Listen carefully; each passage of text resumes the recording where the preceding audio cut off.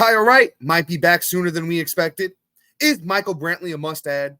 Join us today as we talk about mustache players heading into the playoffs on this action-packed episode of Locked On Fantasy Baseball. You are Locked On Fantasy Baseball, your daily fantasy baseball podcast. Part of the Locked On Podcast Network, your team every day.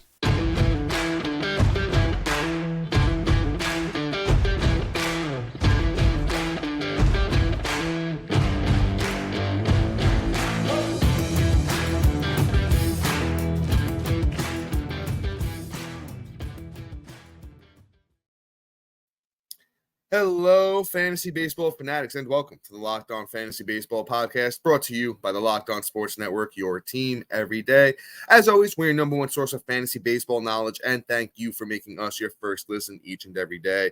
I'm your host, Dominic Martino. You can find me at Twitter at DomMartinoFB. Here, as always, with my brother, my co-host, my partner in crime, Matthew Ane, and you can find him on Twitter at Matthew_Ane. If you're listening on a platform like Apple or Spotify that allows 5-star ratings and reviews, we would truly appreciate it if you could do that for us. Also, if you're watching on YouTube and you haven't already, hit that little bell below. It subscribes to the channel, also gives you a notification every time we drop a new episode. And lastly, but most importantly, subscribe to us on the Subtext website. Through Subtext, it's a one-on-one in-depth personalized experience. Through text messaging, you get alerts right to your phone, such as injury updates, prospect call-ups, and everything that you need headed into the fantasy baseball playoffs. So lock on with us there as well. It's not the time to give up yet. Join us on Subtext. And today's episode is brought to you by Sleeper. Swing for the fences on Sleeper Picks, and you could win up to 100 times your money. Download the Sleeper app and use the promo code Locked On, and you'll get up to a $100 match on your first deposit. Terms and conditions apply. See Sleeper's terms of use for details. Currently operational in over 30 states. Check out Sleeper today. And Locked On Fantasy Baseball fans, we have a fully loaded episode for you today. As always, let us be your team secret weapon when we talk must-stash players heading into the playoffs. And Matt, my brother, who do we have up first today? All right, you mentioned about the top, and we're going to talk about Kyle Wright, but I want to just put a disclaimer out there for everybody. The reason why we're talking about these players is because these are the last probably opportunities, and last time we're probably going to do a show like this. So, keep them in the forefront of your minds because these guys need to be stashed, most of these. Say about what? Let me look at these names. About like 40%, and then the other 60% are probably guys that I'm considering if I can hold them out and then see what happens. But Kyle Wright, I think, is probably at the top of my list outside of the next guy. They're pretty much tied. Kyle Wright has just been absolutely phenomenal for people that aren't on the that are new to the podcast and that are trying to get that edge on their playoff competition going in the next week. Let me tell you who Kyle Wright is and then tell you why I think that you should hang on to him, right? Kyle Wright last year, he just had a monster year, 21 wins, which is just completely unbelievable. 180 innings pitched. He had 174 strikeouts with a 3.58. I apologize. A 3.19 ERA and a 1.15 WHIP. He had a great year. He started off the year hurt with a bum shoulder. Atlanta rushed him back because of all the injuries and couldn't just let him sit there and get an extra month of rest. So unfortunately, they kind of ruined him. So of course, Kyle Wright's shoulder inflamed. He went back on the IL. And now we're talking 4 months later, and Kyle Wright's about ready to be back. I think he's going to be back by the end of next weekend, if I had to take a guess. I'm going to say they're going to give him one more outing. Probably he had it yesterday, which would be Sunday, and then 2 days ago for you guys, since this is Monday when we record. And I guarantee he rolls out this weekend and says, okay, I'm pitching next weekend. They need the help. They need some fresh arms in that rotation. So then Kyle Wright comes back, and he comes back with fury. He completed 3 innings pitched with no hits and no earned runs. Kyle Wright, I heard, looked phenomenal from all the reports I read and things like that. So he could be primed to come back and then just be that playoff bump that you need. So right now, I'm adding Kyle Wright wherever I can. And quite honestly, you need to do it. Don't hesitate. Pause the podcast. Go do it. Kyle Wright. Yeah, Matt, great take on Kyle Wright. I'm just going to add that he is 58% owned, and we're pretty much lock and step on Kyle Wright, Matt. So I don't even think I'm going to add anything else there. Let's just move on to this next guy. And as Matt mentioned, he's probably the best sneaky ad right now, and it's Walker Buehler. He might be a week behind Kyle Wright because he hasn't really progressed to throwing multi innings yet. He's been throwing one inning at a time in simulated games, but I think his next time out, they're going to give him a few more innings, and we'll see where that goes. He might not need too long of a stint. This guy, is 27 years old. He's been through the ringer before. He's thrown, 200 innings, 180 innings before in his career. Like I said, 27. I don't think he's going to need too much time down there in the minors when he really goes out on that, full-blown rehab assignment. He's been dealing with the elbow issue. He's working his way back. I really like Walker Buehler. If you're not familiar with Walker Buehler, he's been one of the, aces for the Dodgers over the last few years. His last, full season in 2021, 2.47 ERA, 33 starts, 207 innings, 212 strikeouts, and an 0.96 whip. Kyle Wright's upside is absolutely not Kyle Wright. Walker Buehler's upside is truly, truly tremendous. And I just honestly think if you can get him a, sneaky ad at 51% owned, we were talking about Walker Buehler when he was like under, 20% owned. So once again, coming off that Tommy John for Buehler, I really, really think if he comes out here and gives you 2 nice starts in your playoff run, they're going to be very, very useful. And then guess what? Even if you pick him up, you're in a keeper or dynasty league where he wasn't owned, guess what? You got him for next year. So Walker Buehler must add as well. Yeah, like here's the thing. Like there's two obviously sides of that candle, like Dom talked about, with what he can do for you this year and what he can do for you next year, right? So like even if you're out of it, or like you might be out of it after this week if you're fighting for that playoff spot, keep an eye on Walker Buehler because next year's prospects could be massive, right? You don't want to be the guy that misses out on Walker Buehler if he comes up and does what like Tyler Glasnow did when he came back from TJ or Verlander. So like there's a lot of upside things for next year that you want to keep an eye on. And then for this year, like Dom said, you need to add him. You need to hold on to him. He's going to be back probably the second week of the playoffs. If you're on bye, if you were fortunate enough to get the bye week, you scoop him up now, and then you're sitting with him for all of next week, and then boom, he's back. He's going to be that spot start that goes. And I think about Walker Buehler, he's probably going to go about like 5 innings. But in points leagues, yeah, that's not going to be too valuable, but the Ks are going to be there. The whip's probably going to be a little inflated, but the ERA is probably going to be there as well. Walker Buehler is a phenomenal pitcher. If Walker Buehler was healthy this year going into the year, he'd be probably one of my top 5 pitchers. Like I love Walker Buehler, no question. Last year was my number 1 pitcher. Unfortunately, just dealt with injuries. I love Walker Buehler. 100% he needs to be added. But let's move on. Enough on Walker Buehler. You did a great job, Dom. Let's talk about Thank you. Let's talk about Mr. Mason Miller, the guy that throws gas, the guy that literally, you could set on fire and go across the plate because, quite honestly, it looks like a NOS tank out of Fast and the Furious with the way the ball comes out of his hand. You know what I'm saying? It's crazy. What he did in the short stint that he had before he hurt his elbow was pretty good. 21 innings pitched, 22 Ks, a 3.38 ERA, and a sub-1 whip. Like, you know what? He looked good. And the FIP was really nice, too. It was a 3.08. So he's kind of actually, fielding independent pitching was actually better than what he did. And the thing is, he doesn't have a long minor league history. Like, he really didn't pitch much in the minors. Kind of just, like, got his thing, did his thing, and then boom, he was up. Mason Miller just throws gas. Like, I think he could be very valuable. I think he's going to be back up next week. They said his last minor league start will be tomorrow, today for you guys. And after that, he's probably going to be up for next week and rocking and rolling. And if it's a home game, I feel even better about rolling him out his first start because, we love Oakland to pitch. So, Mason Miller can take advantage of that. And then it doesn't really matter who's there because if they're giving you a little bit of gas, my guy is just going to send it right home for you. Mason Miller probably won't get you the win, but he'll be able to get you the strikeouts, be able to get you the ERA, and just be able to hold it down for you. I like Mason Miller a lot. Stash him now before you can't. Yeah, before I move on and give my take about Mason Miller, we talk about, an Orioles pitcher who's working his way back. We got a Guardians pitcher who may or may not return this year, and just a bunch of, useful bats, for the playoffs. I just want to talk to you guys about, our sponsor of today's episode, and that is Sleeper.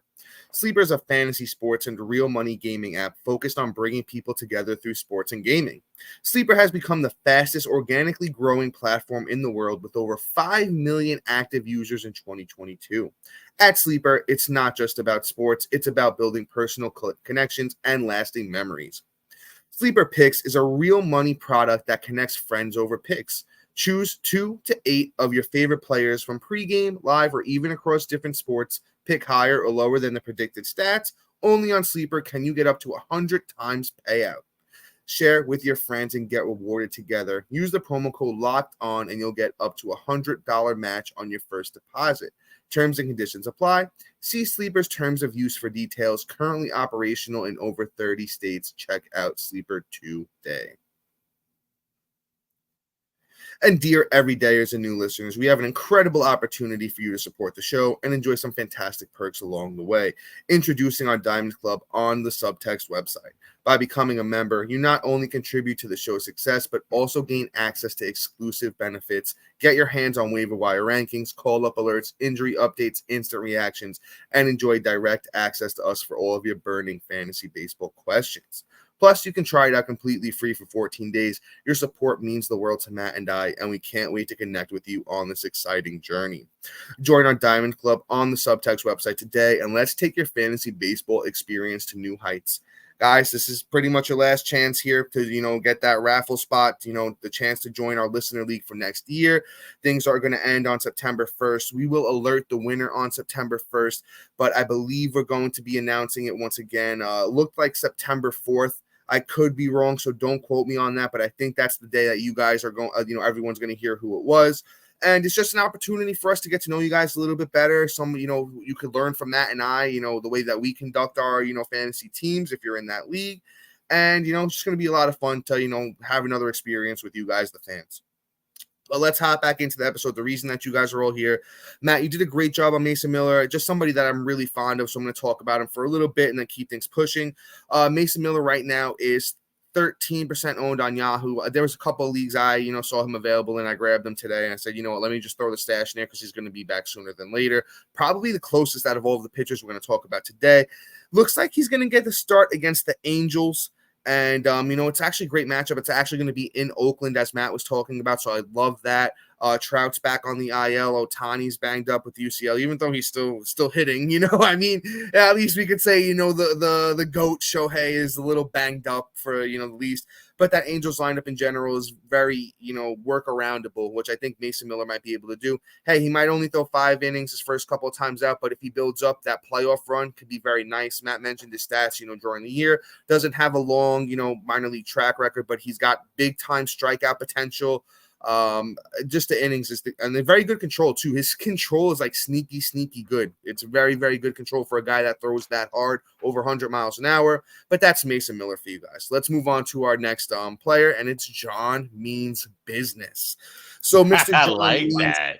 yeah, that's I got to give credit where it's due. That's a CBS thing. Shout out to the guys out on CBS. That's been a CBS thing for years. But I just love the nickname, so I'm riding with it. Shout out to all of those guys at CBS. They're the goats of this business.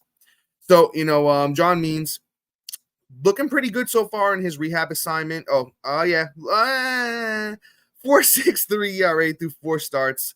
11 innings, 12 strikeouts, only 4 walks. Doesn't look bad. A 1.20 whip is to be expected. The control hasn't, fully come along yet. But John Means is just, he's pretty solid. He had that breakout year before he got hurt. And if you're not familiar with John Means, I'm going to read you off those stats.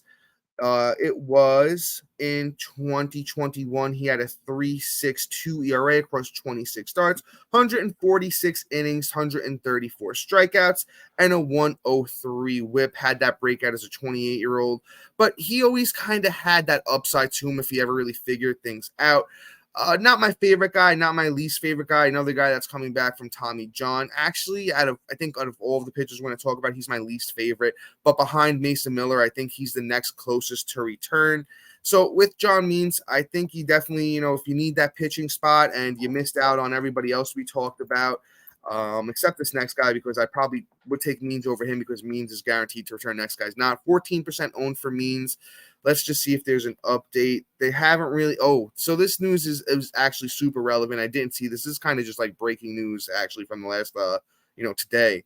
Is that John Means may return as a reliever. You want to keep an eye out for that. But they've been stretching him out, though. His last, rehab assignment went 4.1 innings.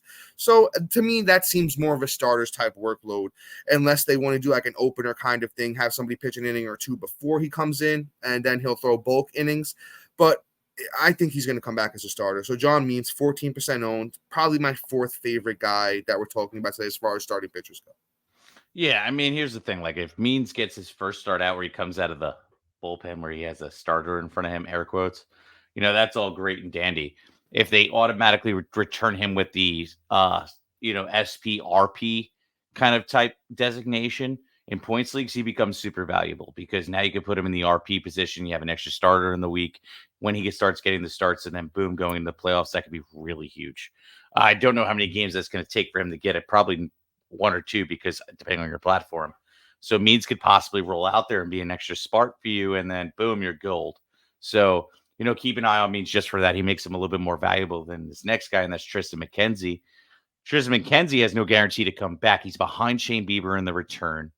One setback can pretty much end it, and then they just shut him down. So Triston McKenzie is somebody that I'm watching. I'd love to see him come back, because when he came back from that major terrace strain.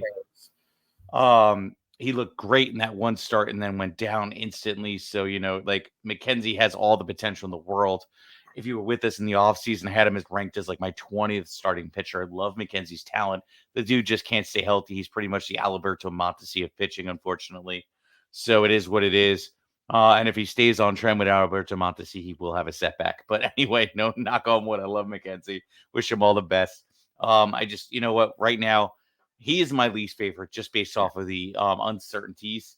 But out of all the pitchers, like, if he has the upside is greater than the last two. Obviously, Kyle Wright and Walker Buehler's ceiling is much higher than McKenzie's, but McKenzie's a strong 3 if he does come back. So if you're going to play risk and upside versus, what's actually guaranteed, McKenzie's your pick. If not, I'm probably stashing the other two over McKenzie. We're pretty much on the same page there. I will disagree in this sense, is that I think McKenzie's ceiling is higher than Wright's, not Walker Buehler. Walker Buehler is just top 5 pitcher in baseball upside. McKenzie does have a lot of upside. His last full season last year, 2.96 ERA across 30 starts, 191 innings, 190 Ks with a 0.95 whip. Another guy that just has really, really great control, dealing with all the injuries this year, a lot of elbow issues. And what Matt said last time we talked about him was, something that's super relevant, is that, an elbow, this UCL issue, it could wind up being a lot worse. It could really be detrimental. So you're going to want to watch where it goes with, his recovery. You're going to want to watch where it goes in the off season heading into next year with McKenzie. But hey, if he comes back and everything looks on the up and up, his upside is really, really, really, really, really high. So you know what, if you have the IL spot open at 59% owned, you could throw McKenzie on the IL and just, see what happens, see where it goes from there. Yeah, I see you wanted to chime in. Yeah. Yeah. Go ahead, no, I agree with everything you're saying. Actually, I just, before we move on and we start going into the bats here, and we start talking about a Houston bat that, they said was going to take Tucker's spot in the rotation where Tucker should be. A great veteran who's about to make his way back, and a Twins player that I've always just had a soft spot for. We have a break coming up for you, and then after that, we're going to talk about all these guys. All right, and we're back. Go for it, Dom. Yeah, so we're talking about Michael Brantley, if you haven't guessed it already. Last time we spoke about him, I really, really like Brantley's upside. He could be back this week. He could be back. You guys are listening to this on Monday. He could be back on Tuesday, which is, right around that corner. And this is the thing with Brantley. He's, 35 years old. Actually, is he 36 yet? Hold up. He might have turned 36 already. Yeah, he is 36. So 36-year-old Michael Brantley. The thing is, he's going to not give you home runs. The speed is no longer there.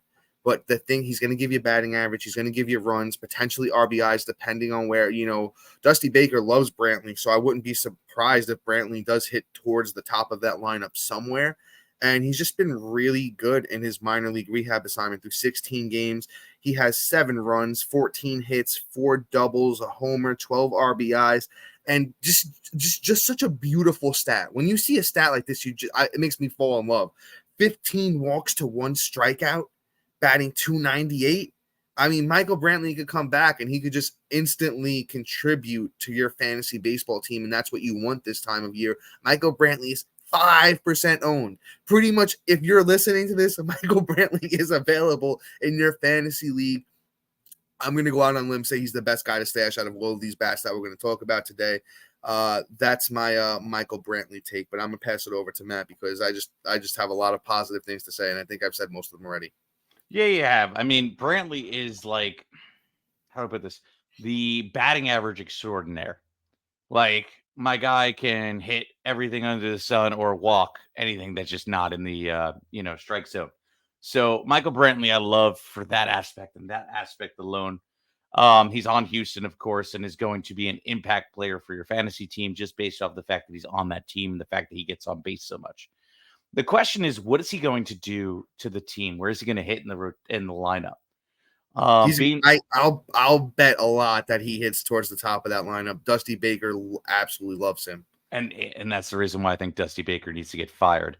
But hey, World Series champ, man. I don't care. Dusty Baker sucks if he doesn't see that Tucker needs to be at the top of the lineup. Keep Tucker up there. Keep Tucker up there and just put Brantley up there too. They both could live happily together up there. But where though? That's the thing. Let's see. All right, if we're gonna have this conversation, let me see where. I mean, what they want to do. I mean, at this point, probably half the people have tuned out. So, like, now we can have this conversation. Yeah. I mean, why? Let's do it. We're here for the people that actually want the advice. Yeah. So let's give them the real advice. So, I mean, I'm looking at it, right? Like, Altuve is probably the leadoff, right? And then you probably have Tucker. And Move Bregman down. And then you have but I would think Bregman's hitting 3, and then you got Jordan. So, where are you going to tell me that he's not going to hit 5? I would this is what 6? I would do. And this makes sense in my head. Go Altuve first, Brantley second, leave Kyle Tucker third, leave Alvarez fourth, and put Bregman fifth. Because then that just makes that security behind Jordan with Bregman, and then you're gonna have Altuve and Brantley on base for Tucker and Alvarez to drive in. I don't know if that's what Dusty wants to do. From a fantasy standpoint, I'd love that. Great lineup. From a fantasy standpoint, for being a Tucker owner, I'd love that. I'll put it this way: I'd be shocked if it's different than that. I'd be shocked. And you know what? I wouldn't be shocked if somehow Tucker's hitting like 8th because Dusty Baker just hates him. Like he straight up does. Like Dusty Baker doesn't like the young guys. He's not big on that. Even though he loves Pena. Yeah, we're on the same page. We're on the same wave. Like Pena's gonna hit like 3. But like you mean Kyle Tucker, the guy that's been like a top end baseball player for like the last 2 years before Pena even got his started getting potty trained? Like, come on now. Like it's ridiculous. Like Kyle Tucker's a stud. Like it makes no sense. Like Kyle Tucker's probably gonna be starting hitting 6 now. Whereas, like, I like your lineup. That would be amazing, but I just don't see it. That's what they're going to do. It just makes me frustrated. Like, it is what it is. But let's move on. We spent way too much time on how much I hate, how much I hate Dusty Baker. I hate the Astros organization in general. So, like, Baker just makes it worse because I love Kyle Tucker. But let's move on. Let's talk about Joey Votto. Let's just move on. Let's talk about the great talent, the legend. I wouldn't say GOAT, but damn near close. Votto is just almost back. I'm excited. What Votto can do in that lineup is absolutely damage Encarnacion Strand. Because once Votto comes back, he's playing first base every day. They don't care. They're paying him buco bucks. He's there, and he's Joey Votto. He's the face of the organization. Like, that's it. So, like, third base is the only place Encarnacion Strand is going to play. So Votto then just is going to hurt people. But Votto, if he does come back, has the upside of just, being Votto and doing Votto things. I like Votto in general. When he did come back, what was this? A while back, he had a nice little start outside of his batting average. He had 9 runs, 5 bombs, 11 ribs, batting .217, which I didn't like. But the other counting stats I really did like. So if Votto comes back and even gives me that over a month, I'm pretty happy. I'm adding him based off of the fact that Actually, the whole landscape of waiver wires has been pretty atrocious right now. In 12 teams and up, even in 10 team, it's been a little rough out there. You're not really finding somebody you're like super happy about getting in your lineup. So Joey Votto, I feel, needs to be added at least in about, I'll say 40% of leagues. I won't say he needs to be up there, but Joey Votto needs to be added. But let's move on. Go ahead, Dom. Yeah, I don't know if he needs to be added, but you know what? There's a lot of power upside with Votto, obviously. He had 13 home runs through 51 games and 33 RBIs, so the RBIs and home run upside is 100% there with Votto. He is currently, I had the ownership percentage up, but I lost it there for a second. Let me see if I pull it up. 14% owned for Votto, widely available. I think you go out there and get him. I think the lineup is going to look decent. Don't forget Matt McLain hit the IL, today. So, hopefully he is having a monster year. Hopefully he gets well soon. And they got Stout Fairchild and Nick Martini in that lineup. So I think there's room for Votto and Encarnacion Strand to, to coexist in that line. But let's keep things pushing here. Oh, actually, real quick, I did want to make one note on the Reds. Nick Lodolo not returning this year. It sucks. He was dominating in his minor league rehab assignment, but they officially shut him down again. Also, might as well say that since I'm going to take a victory lap on this, that Matt McLain was had a great start, and I called that. But anyway, keep going. Monster year for McLain. He's going to be a very hopefully sneaky pick next year. Hopefully everybody wasn't paying too much attention to that, and he's going to be a nice little sneaky pick at second base for next year. But let's keep things pushing. Yeah. Let's talk about Alex Kirilloff, right? Alex Kirilloff, just the Twins sneakily have been pretty decent at developing young players. Kirilloff was having a monster year this year, 24 runs, 8 homers, 32 RBIs, 270 batting average through 226 at-bats for Kirilloff. But you know what? The guys on the Twins, I don't know what it is. They just don't stay healthy. Shoulder issue. It looks like he's going to be on a minor league rehab assignment this upcoming week. He'll be back in time for the fantasy playoffs, most likely. He's going to hit, somewhere decent in that lineup, most likely once again. Kirilloff, 15% owned. If you need a first base outfield guy, you can go out there and you can snag Kirilloff, and I think he's going to be pretty solid for your fantasy baseball team. Sorry, I thought I was going to sneeze. Did it happen?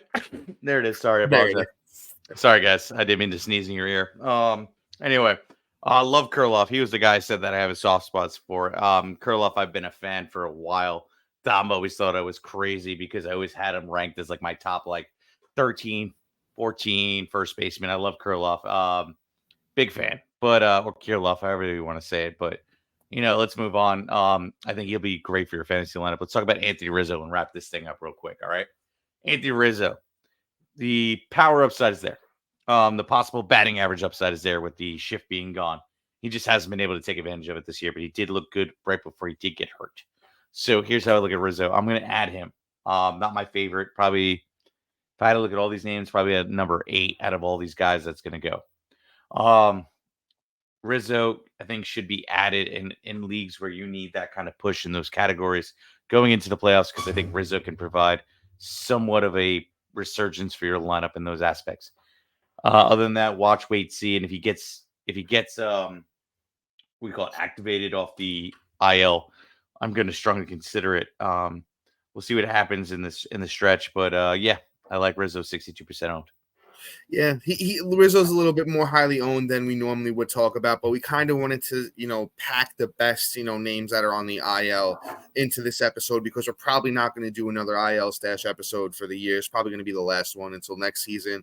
But Rizzo, a lot of upside, as I mentioned, a lot of power upside. Batting, he's a potential 4-tool guy where the runs, the RBIs, home runs, and batting average are all potentially going to be plus.